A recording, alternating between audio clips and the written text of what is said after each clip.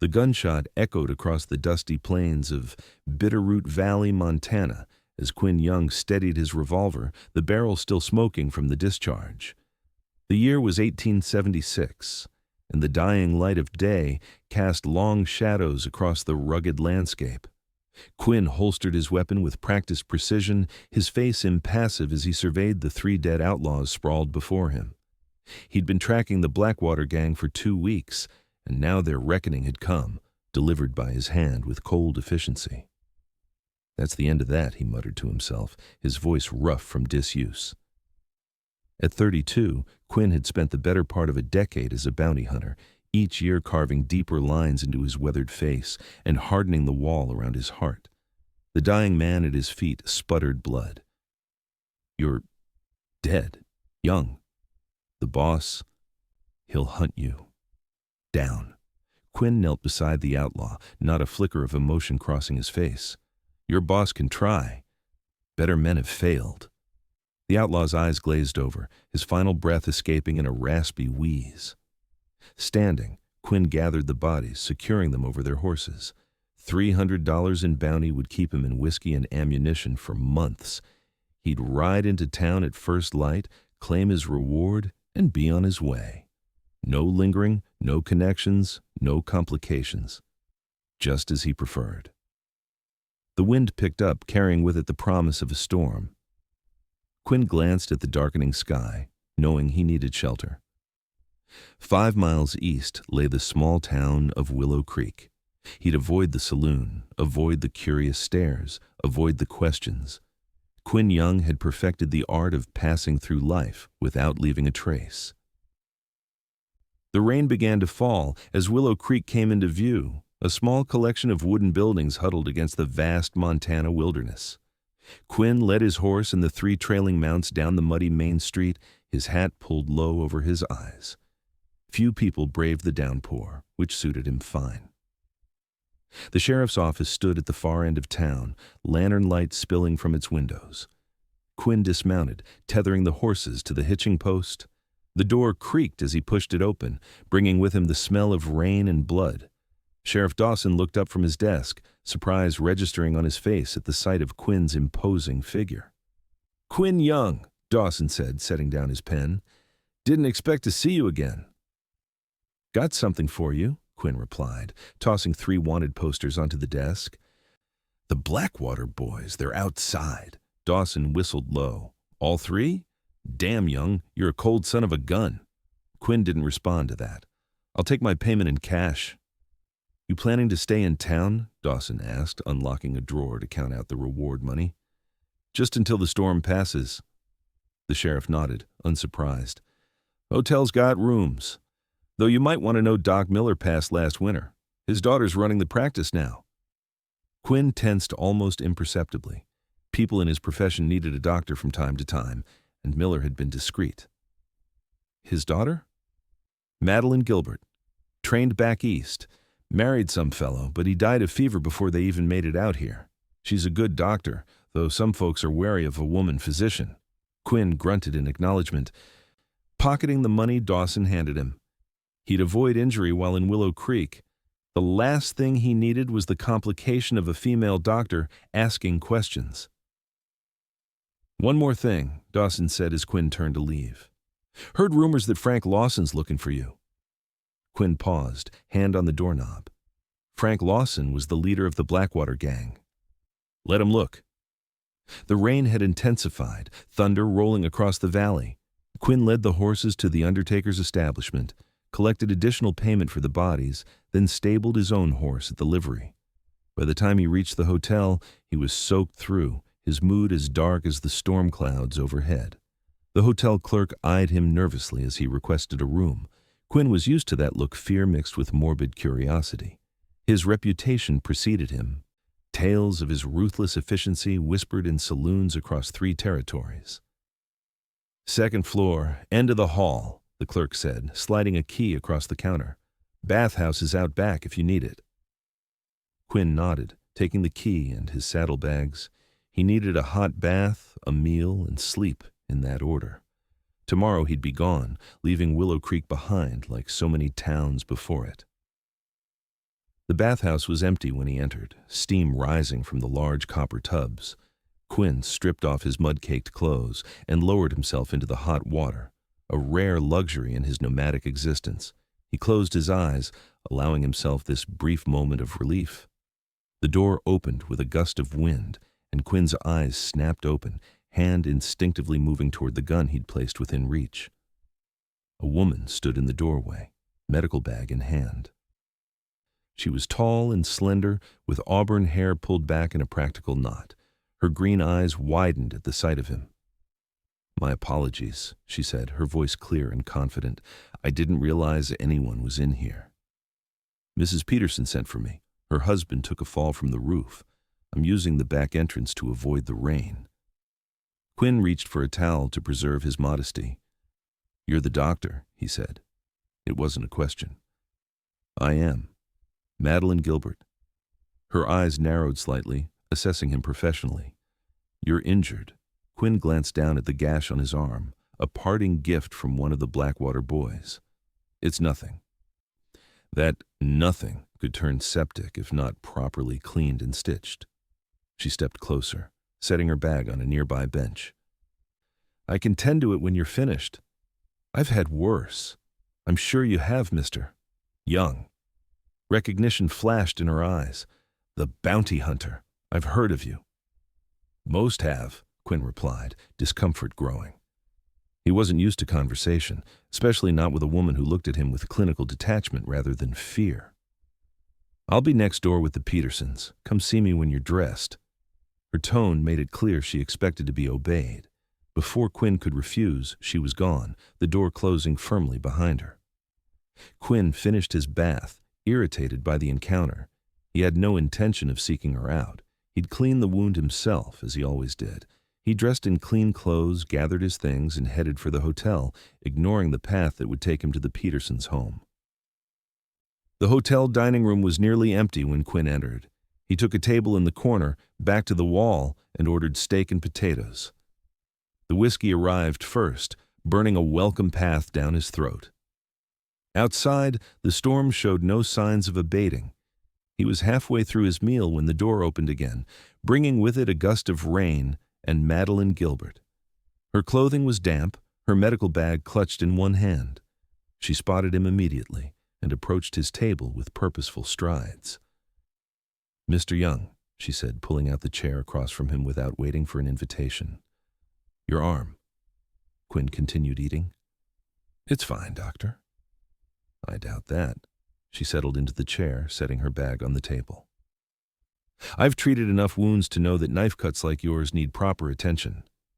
I've been tending my own wounds for years, and I'm sure you have the scars to prove it." She poured herself a cup of coffee from the pot the waitress had left. "I made a promise. When I took over my father's practice, I wouldn't let anyone in my town suffer needlessly." "I'm not in your town," Quinn countered, "just passing through." "You're here tonight, which makes you temporarily mine." Her direct gaze challenged him. "I can do it here or in my office. Your choice." Several diners were watching their exchange with interest. Quinn despised being the center of attention. "Fine," he muttered, "after I eat." Madeline nodded, satisfied, and sipped her coffee. She didn't attempt further conversation, which Quinn found surprising. Most people felt compelled to fill silence.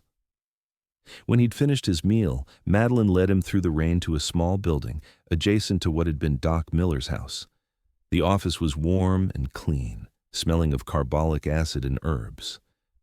"Sit," she instructed, gesturing to a chair near an oil lamp. Quinn complied, watching as she washed her hands thoroughly in a basin. "You don't seem bothered by my reputation," he observed. "Should I be?" She gathered supplies, needle, thread, bandages, a bottle of antiseptic. "I treat everyone who needs care, Mr. Young. Your profession is your business. Most people give me a wide berth. I'm not most people." She rolled up his sleeve, examining the gash with gentle fingers. "This needs cleaning and at least a dozen stitches." Quinn remained silent as she worked, cleaning the wound with antiseptic that stung like fire.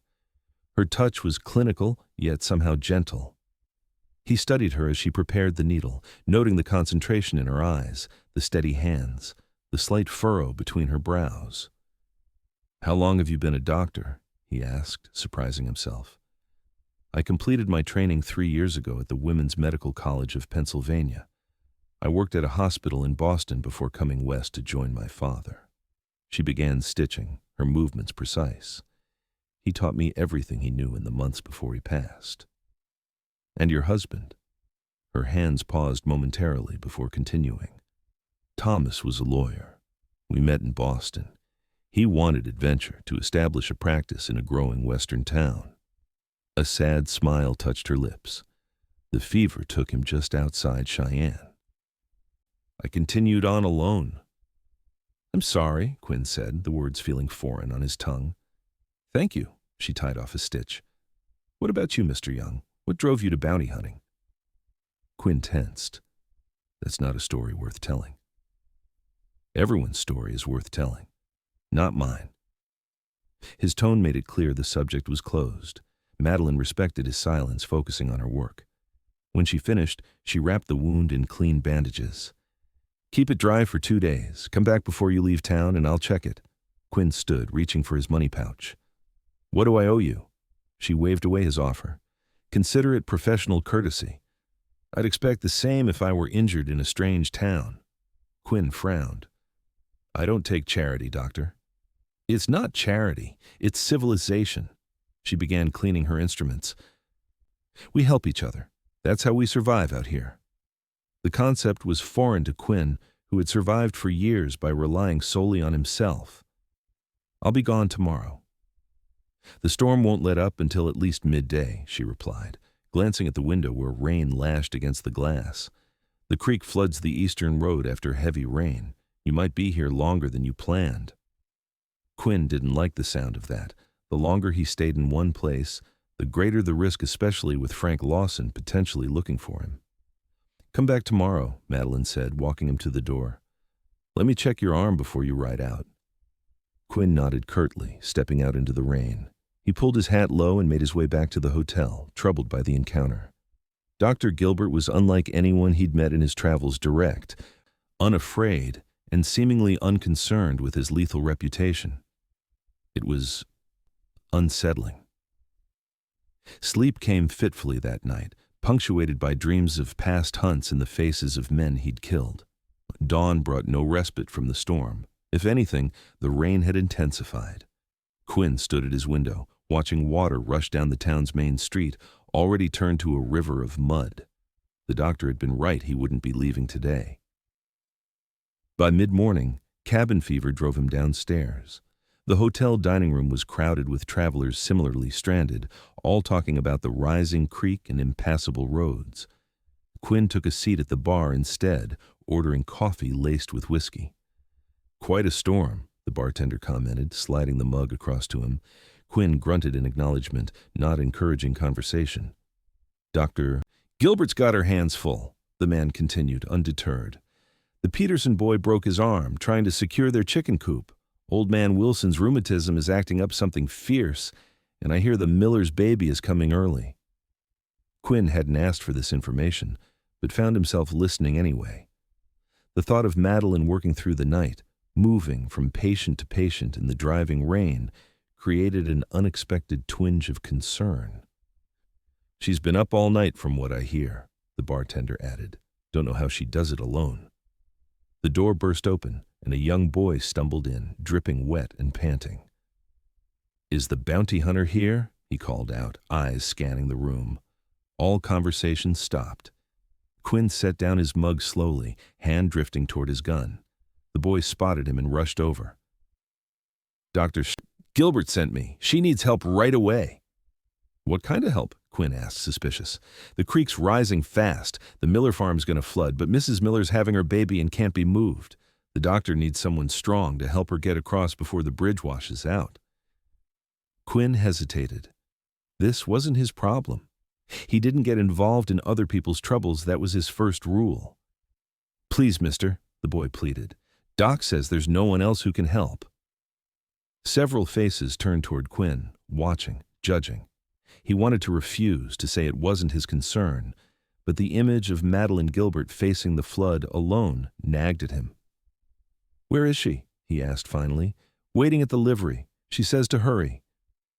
Quinn downed his coffee, dropped coins on the bar, and followed the boy into the storm. The rain was relentless, the wind driving it sideways. By the time they reached the livery, Quinn was soaked through despite his heavy coat. Madeline stood by the door, medical bag in hand, a determined expression on her face. Relief flashed across her features when she saw him. "Thank you for coming," she said. "I wouldn't ask if there were any alternative." "What's the situation?" Quinn asked, all business. Sarah Miller went into labor early. Her husband rode into town for help, but on his way back the creek started rising. He made it across the bridge, but it's about to wash out. If we don't get to them soon, I'll be delivering that baby with no proper medical supplies. And if there are complications... She left the sentence unfinished. Quinn assessed her. She wore practical riding clothes, her hair braided tightly, a waterproof slicker over her shoulders. Nothing about her suggested hesitation or fear. "It's dangerous," he warned. "I'm aware. That's why I need you. You strike me as a man familiar with danger." Quinn couldn't argue with that. "Let's take my horse. He's sure-footed in bad conditions." They saddled Quinn's stallion, a powerful black named Thunder. Quinn mounted first, then reached down to help Madeline up behind him. She settled against his back, arms circling his waist, medical bag secured to her side. "The Miller place is 3 miles east, just beyond the creek," she directed. Quinn nodded and urged Thunder forward into the storm. The conditions were treacherous, the wind howling and visibility poor. Madeline clung tightly to him as they rode, her presence warm against his back, a novel sensation for a man who had avoided physical contact for years. They reached the creek half an hour later. What was normally a gentle stream had become a raging torrent, the wooden bridge trembling under the assault of the current. Trees and debris crashed against the supports. Quinn reined in Thunder, studying the crossing. "That bridge won't hold much longer." "We have to try," Madeline insisted. "A woman and her unborn child are depending on us." The urgency in her voice moved him. Quinn had spent years hunting those who took lives. Here was a chance to help save them instead. "Hold tight," he instructed, guiding Thunder toward the bridge. The crossing was harrowing. Halfway across, a large tree branch slammed into the structure, causing it to shift ominously. Thunder balked, but Quinn kept him moving forward with firm pressure from his knees. "Almost there," he reassured both horse and rider as they reached the far side, the bridge groaning behind them. No sooner had they cleared the crossing than a tremendous crack split the air. Quinn turned in the saddle to see the bridge collapse, timbers swirling away in the churning water. "That was our only way back," Madeline observed, her voice steady despite the implication. "We'll worry about that later," Quinn replied. "Where to now?" Madeline directed him along a muddy track leading through a copse of trees. The Miller farmhouse came into view, a small, sturdy structure on slightly elevated ground. A man waited anxiously on the porch, waving frantically as they approached. "Oh, thank God," he cried as they dismounted. "She's getting worse. The pains are coming fast now." Madeline was already moving, medical bag in hand. "Take care of the horse," she instructed Quinn, before disappearing inside. Quinn led Thunder to the small barn, rubbing him down and ensuring he had feed. By the time he entered the house, Madeline was fully engaged in her work, her slicker discarded, sleeves rolled up as she examined Sarah Miller. "The baby's turned wrong," she explained to the anxious husband. "I need to reposition it. Mr. Young, I could use your assistance." Quinn had faced down outlaws and survived wilderness winters, but the prospect of helping with childbirth unnerved him. Nevertheless, he washed his hands as directed and followed Madeline's instructions, holding Sarah steady while the doctor worked to turn the infant. Sarah's cries filled the small cabin, her husband clutching her hand, whispering encouragements. Quinn found himself speaking reassurances as well, surprising himself with the gentleness in his voice. "You're doing wonderfully, Mrs. Miller," Madeline encouraged. "I can feel the head now. Just a few more pushes." The minutes stretched into an hour, then 2. Outside, the storm continued unabated, water rising around the property. Quinn moved between helping Madeline and checking the flood's progress. The situation was becoming precarious. Finally, a newborn's cry pierced the air. "A boy," Madeline announced, clearing the infant's airways and wrapping him in clean linen.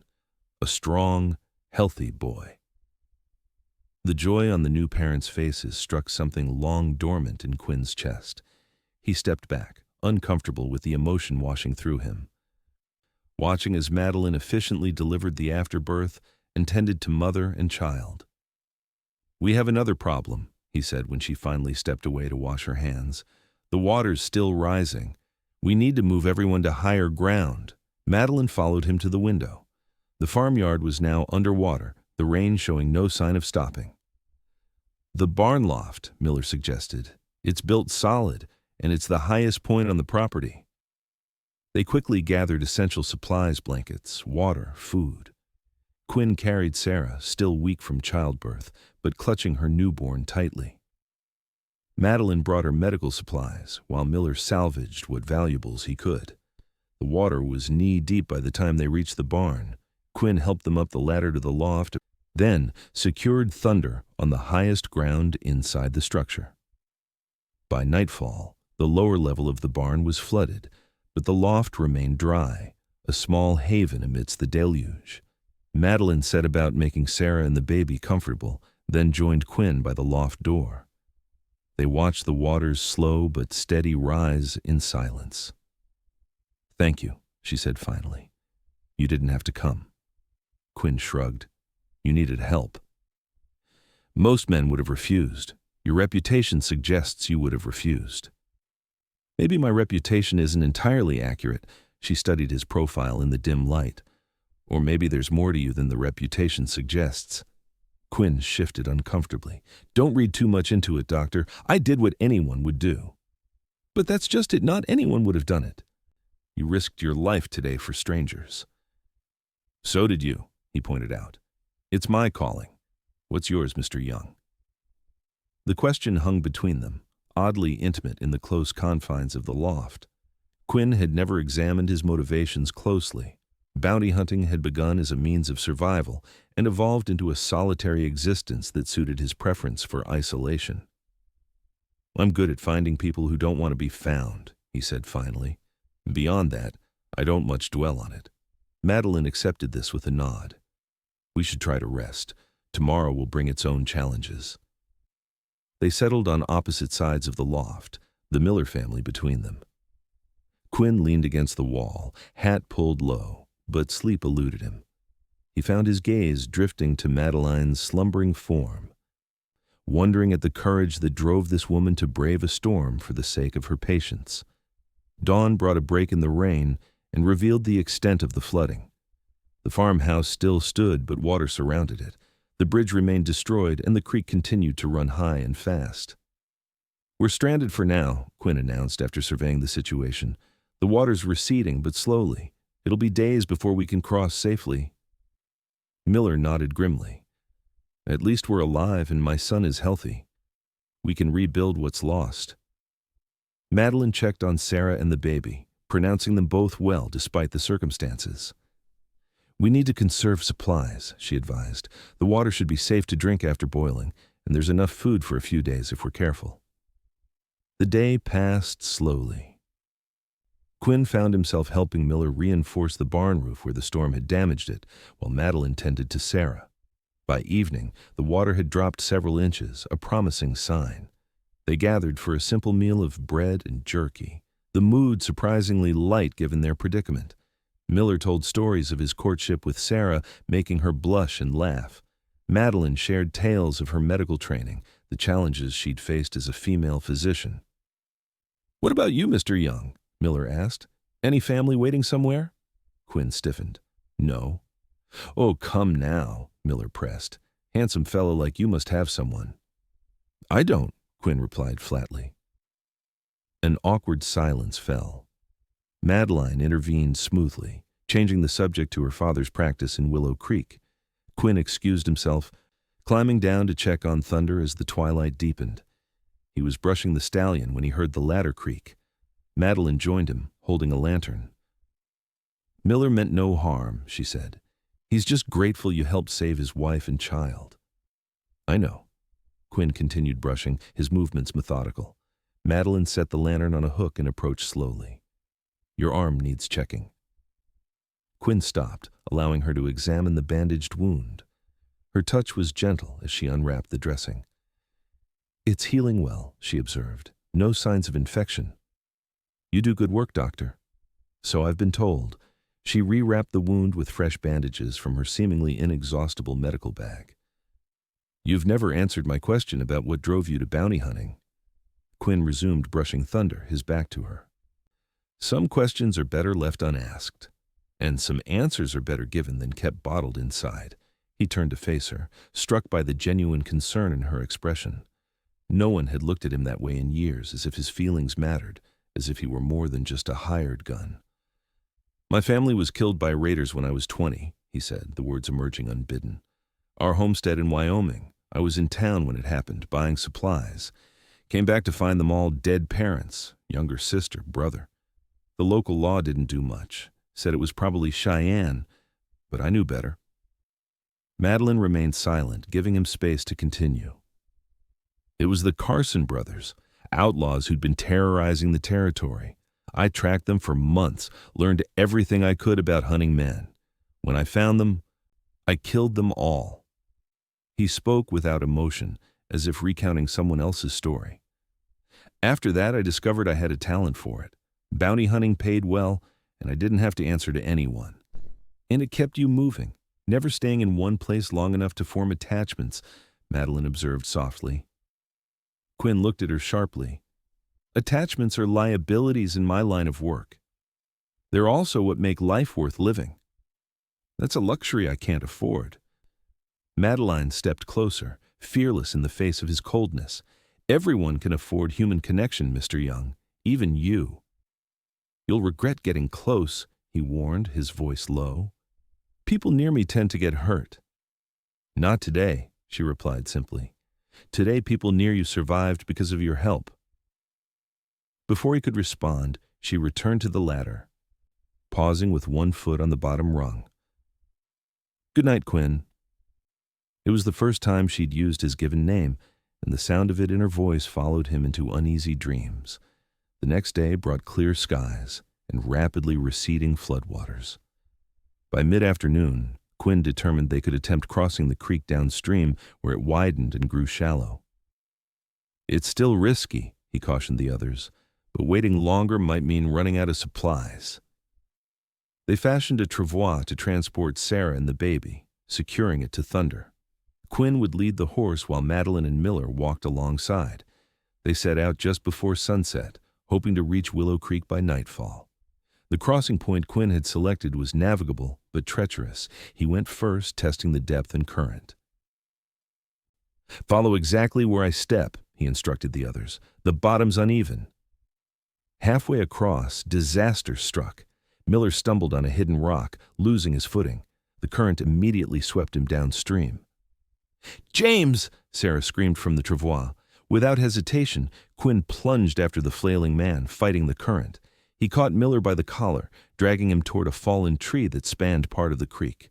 Madeline was there instantly, helping pull Miller to safety.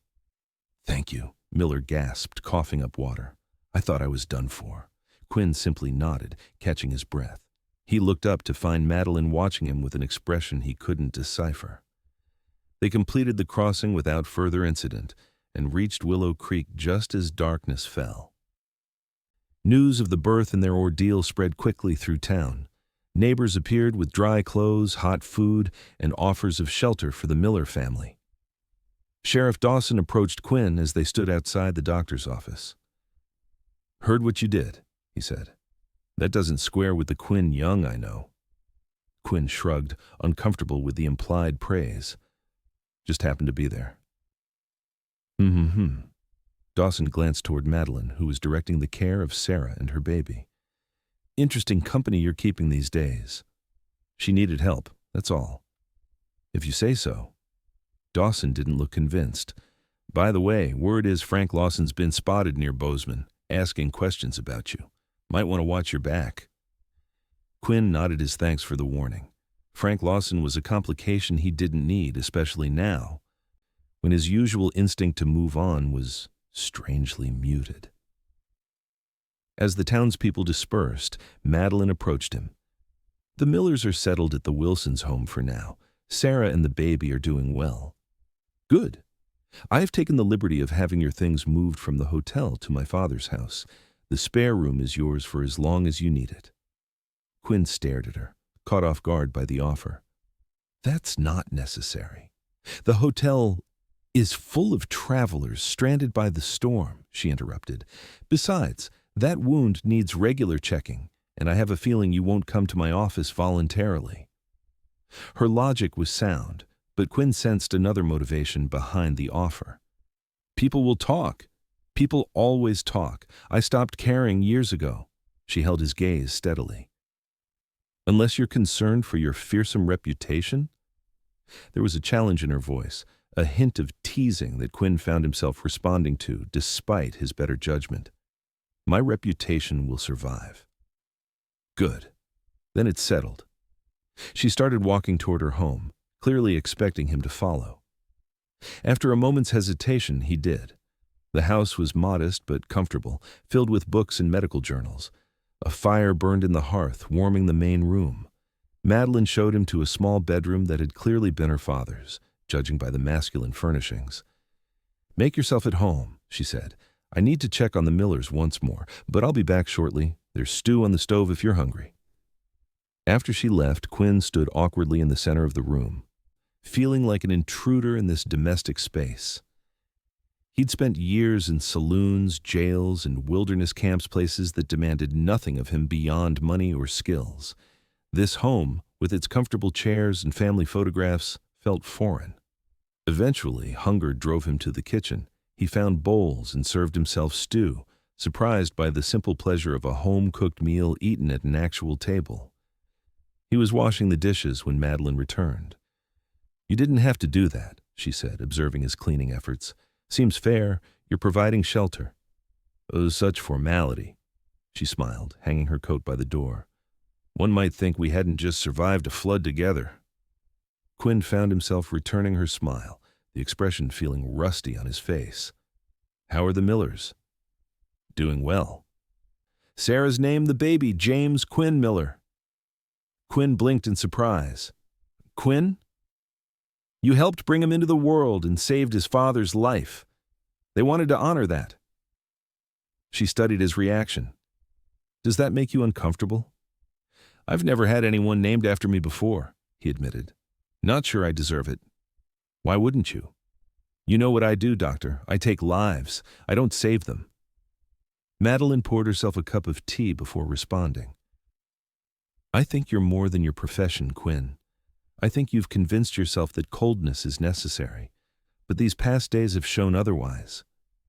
Her words unsettled him. He'd built walls around himself for so long that the idea of someone seeing beyond them was both frightening and strangely compelling. "You don't know me," he said, more harshly than intended. "Perhaps not entirely," she conceded. "But I know what I've seen: a man who risked his life for strangers, who helped deliver a baby, who washed dishes without being asked. Those aren't the actions of someone incapable of connection." Quinn had no response to that. He excused himself and stepped outside, needing space to think. The night air was cool and clear, stars emerging above the town. From the porch, he could see the main street, quiet now as Willow Creek settled for the night. He should leave tomorrow, he decided. The roads would be passable by morning. There was always another bounty, another town, another temporary room. That was his life movement, solitude, the clean simplicity of the hunt. It had suited him for years. Yet the thought of riding away from Madeline Gilbert left him oddly hollow. In just 3 days, she'd challenged his carefully constructed isolation, making him question choices he'd never before examined. He was still sitting on the porch when she joined him, wrapping a shawl around her shoulders against the evening chill. "Penny for your thoughts," she said, settling beside him. "Not worth that much." "I disagree." She gazed up at the stars. "When I lost Thomas, I thought I'd never feel anything again. I threw myself into my work, moved west as planned, and tried to outrun the grief. For a while I convinced myself that professional fulfillment was enough. Quinn listened, sensing she was sharing something important. But then I arrived here, and my father was so happy to see me. The people welcomed me, despite their initial reservations about a female doctor. I delivered babies, set bones, comforted the dying. And slowly, I realized that closing yourself off from connection doesn't protect you from pain, it just prevents joy. Joy isn't something I've thought much about, Quinn admitted. Perhaps it's time you did. She turned to face him. What will you do tomorrow, Quinn? It was a simple question with a complicated answer. His usual pattern said, ride out, continue the solitary existence he'd crafted. But something had shifted inside him, some long, dormant part awakening. I don't know, he answered honestly. Madeline nodded, accepting his uncertainty.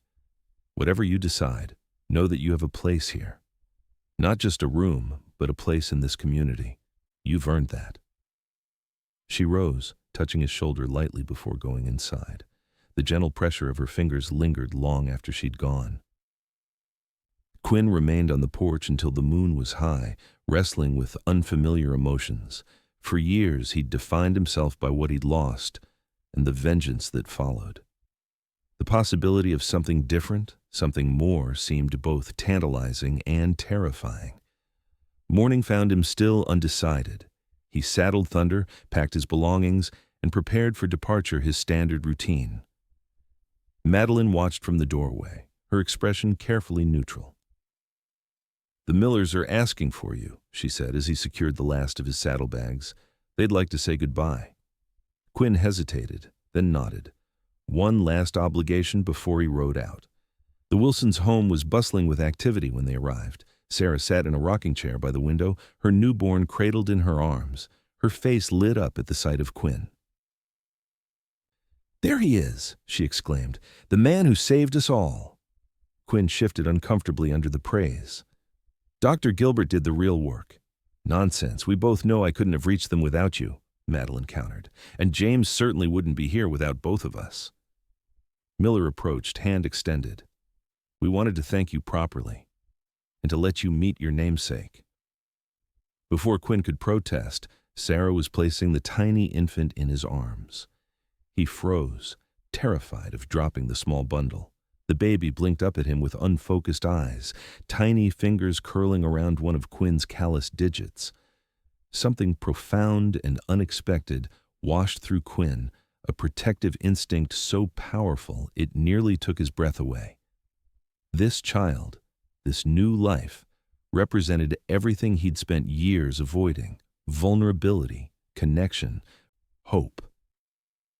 He has a strong grip, Quinn managed, his voice rough with emotion. Like his namesake, Sarah replied, smiling. Strong and brave. Quinn carefully returned the baby to his mother, overwhelmed by the moment. He made his goodbyes quickly, stepping outside to collect himself. Madeline followed, concern in her eyes. Are you all right? I need to go, he said abruptly. Her face fell slightly, though she tried to hide her disappointment. Of course. You have your own path. They walked in silence back to her house where Thunder waited. Quinn mounted, adjusting his hat against the morning sun. Thank you for your hospitality, he said formally. You're welcome to return any time. She looked up at him, green eyes reflecting the sunlight. I hope you will. Quinn hesitated, the practiced goodbye dying on his lips. In that moment, the road ahead seemed suddenly empty, purposeless. The thought of returning to his solitary existence after these days of connection left him cold. What if I didn't go? He asked, surprising himself. Madeline's eyes widened. What do you mean? What if I stayed in Willow Creek? The words tumbled out, unplanned. Sheriff Dawson mentioned needing a deputy. It would be different from what I've been doing. Hope blossomed across her face. Different how? Protecting people instead of hunting them, building something instead of just passing through. He met her gaze directly. Getting to know you better. I'd like that, she said softly. Very much. Quinn dismounted slowly, as if giving himself time to reconsider. But as his boots hit the ground, he felt a certainty he hadn't expected. I should warn you, I'm not good at this, being around people, forming attachments. You're better at it than you think. She stepped closer. And some things are worth the risk. You still might regret getting close to me, he cautioned, even as he closed the distance between them. Madeline smiled up at him, fearless and determined. Not today, she replied, reaching for his hand. And not tomorrow either. Quinn's fingers entwined with hers, warm and real and promising. For the first time in years, he allowed himself to imagine a future beyond the next bounty, the next town. A future with roots, with purpose, with Madeline. Not today, he agreed, and bent to kiss her. The kiss was tentative at first, then deepening as years of self-imposed isolation began to crumble. When they finally broke apart, Quinn felt lighter somehow, as if a burden he'd carried since Wyoming had begun to lift. I should speak with Dawson, he said, still holding her hand, about that deputy position. After breakfast, Madeline suggested, tugging him toward the house. Some decisions are better made on a full stomach. Quinn followed her inside, leaving Thunder unsaddled in the yard. The bounty hunter's instinct to keep moving, to avoid attachment, still whispered at the edges of his mind. But louder now was a new voice, one that spoke of possibility, of healing, of home. 3 months later, Quinn stood on the porch of the house he now shared with Madeline, watching as Willow Creek prepared for its annual harvest festival. The deputy's badge on his chest still felt strange, but the role suited him better than he'd expected. He knew the townspeople now, not just their names, but their stories, their troubles, their joys. Frank Lawson had come looking for him, as promised. The confrontation had been inevitable, bloody, and final. But unlike past victories, this one hadn't left Quinn cold and empty. He'd been protecting something worth fighting for, a community, a future, a love he'd never expected to find. Deep thoughts? Madeline asked, joining him on the porch, slipping her arm through his. Just thinking about how much has changed, he admitted. 3 months ago, I wouldn't have recognized this life as possible for me. And now? Quinn turned to face her, taking in the woman who had refused to accept his warnings, who had seen beyond his carefully constructed walls to the man beneath. Now I can't imagine any other life, he said, drawing her close. You were right that day. I was cold for years. I thought that was the only way to survive. And now? She prompted, her eyes bright with love. Now I know the difference between surviving and living. He kissed her softly. Thanks to a stubborn doctor who wouldn't take "stay away" for an answer. Madeline laughed, the sound still a marvel to Quinn's ears. Someone had to thaw that frozen heart of yours. I'm glad it was you, he said simply. Together they walked down the steps toward the festival, greeted by neighbors and friends. Sarah Miller approached with baby James in her arms, now 3 months old and growing strong. Would you like to hold your namesake? She asked Quinn. This time he didn't hesitate, cradling the infant with growing confidence. Madeline watched them, her expression soft with affection and something more a question, a possibility. Later that night, after the festivities had ended and they were alone in their home, Quinn took Madeline's hand, his expression serious. I've been thinking about something, he began. About family. Madeline's breath caught. What about family? I lost mine long ago. I thought that chapter of my life was closed forever. He swallowed, finding the courage to continue. But holding little James tonight, watching you with the children at the festival, I realized I want that. With you. If you'd consider it. Tears shimmered in Madeline's eyes. Are you asking what I think you're asking?